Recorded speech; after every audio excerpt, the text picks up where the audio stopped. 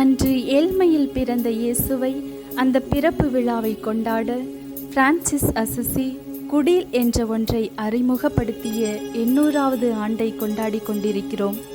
இன்றும் இயேசு தனக்கென ஆடம்பரத்தை விரும்பாமல் எல்லா நிலைகளிலும் ஏழ்மையை விரும்பி தமது பிறப்பை அர்த்தமுள்ள விதத்தில் கொண்டாட நம்மை அழைக்கின்றார். இன்றைய நமது தமிழகம் வெள்ளத்தாலும் புயலாலும் சீரழிக்கப்பட்டு இயற்கை பேரிடர்களால் துன்புற்று கொண்டிருக்கிறது. இந்த சூழ்நிலையிலும் இணைந்து பணி செய்யும் கரங்களில் அந்த துயரோடு நாங்களும் இணைகிறோம் என்ற மனங்களில் இயேசு பிறக்கின்றார். அன்பென்ற மழையிலே அகிலங்கள் நனையவே அதிரூபம் தோன்றும்.